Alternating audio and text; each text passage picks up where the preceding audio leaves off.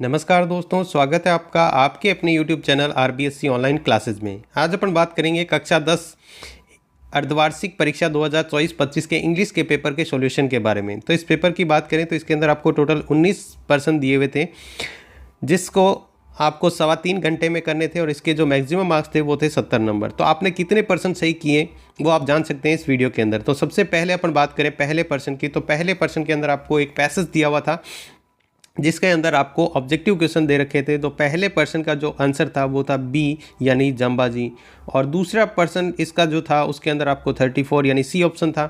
तीसरे के ऑप्शन की बात करें तो इसमें D option all of these, और चौथे की बात करें तो इसमें आपको करना था 1485, ये आपका आंसर था। इसके बाद में बात करें आपके पाँचवें पर्सन की, तो इसके अंदर आपको फिनिश का अपोजिट लिखना था। तो फिनिश का अपोजिट पैसेज के हिसाब से बिगिन, और जो सिमिलर वर्ड स्प्रेड का ब्रॉडकास्ट आपको लिखना था पैसेज के अकॉर्डिंग। इसके बाद में नेक्स्ट दूसरा पर्सन भी एक पैसेज दिया हुआ था जिसके अंदर आपको आंसर लिखने थे।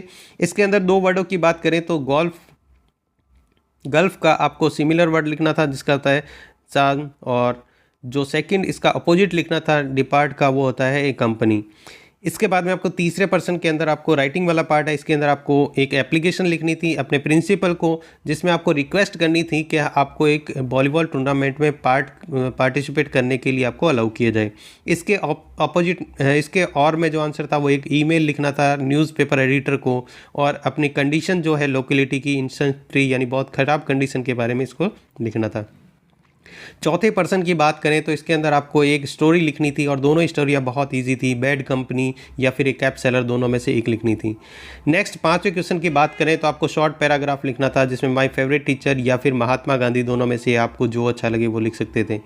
इसके बाद में नेक्स्ट छठे क्वेश्चन की बात करें तो छठे क्वेश्चन में correct form of the verb की बात करें तो पहला जो ऑप्शन था आई गो टू जयपुर येस्टरडे, तो इसके अंदर जो करेक्ट फॉर्म आएगी वो आएगी वेंट, यानी ए ऑप्शन सही था। दूसरे में बात करें ये पहले का जो ऑप्शन आया था वो येस्टरडे के कारण इसमें यानी वर्ब की सेकंड फॉर्म आई है।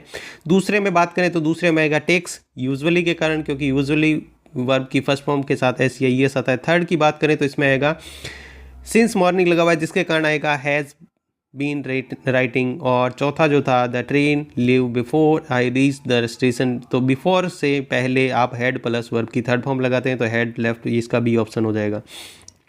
सातवां पर्सन था आपको इनडायरेक्ट में चेंज करना था, he said to me I respect you, इसका जो इनडायरेक्ट हो जाएगा she told me that she respected me, और जो सेकंड था ही सेड टू हर, इसका हो जाएगा वेयर डू यू लिव, इसका जो हो जाएगा he asked her where he lived. इसके बाद में दो आपके क्वेश्चन दिए हुए थे एक्टिव पैसिव के, तो ओपन द डोर फर्स्ट का पैसिव हो जाएगा let the door be open, OPENED, थोड़ा सा स्पेलिंग चेक कर लेना, मतलब सही कर लेना। और दूसरा ऑप्शन था Ram wrote a letter yesterday, a letter was written by Ram, इसका ये दूसरा पैसिव बन जाएगा। इसके बाद में सब्जेक्ट वर्ब एग्रीमेंट के अंदर आपको पहले के अंदर लिखना था गोज, और दूसरे के अंदर आपको इज लगाना था। अगर आपने ये लगाया तो आपका बिल्कुल सही है।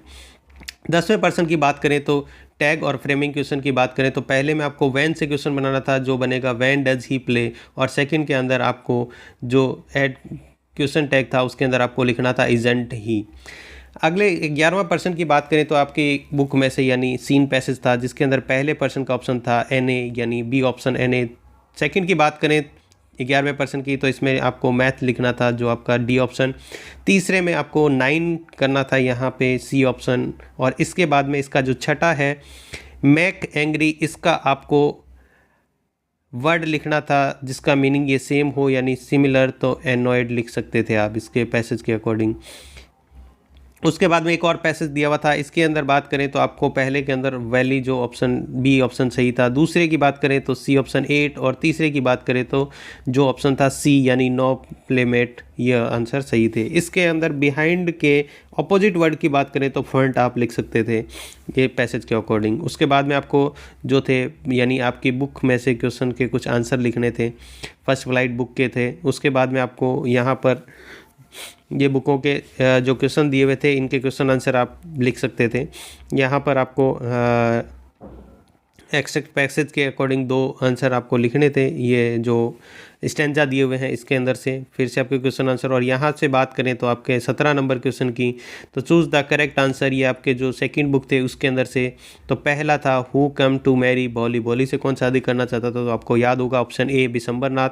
दूसरा what is the name of the scientist, scientist का नाम क्या था, तो ग्रिफिन, ये आपका फिर से ए ऑप्शन। और थर्ड था how much money did Hari Singh steel from under the matters, तो कितने रुपए थे उसके वहाँ से स्टील के लिए, तो 600 रुपये, यानी बी ऑप्शन 600 रुपीज़। इसके बाद में आपको फिर से जो आपके बुक के क्वेश्चन आंसर थे वो आपको करने थे। तो इस प्रकार ये था आपका जो आपका इंग्लिश का पेपर हुआ है उसका सॉल्यूशन। उम्मीद है आपको बहुत ही अच्छे नंबर, आपने बिल्कुल पेपर सही किया होगा। तो आज की वीडियो में बस इतना ही। नेक्स्ट वीडियो में फिर से बात करेंगे आपके नेक्स्ट पेपर के सॉल्यूशन के बारे में। तब तक के लिए आपको बहुत बहुत धन्यवाद।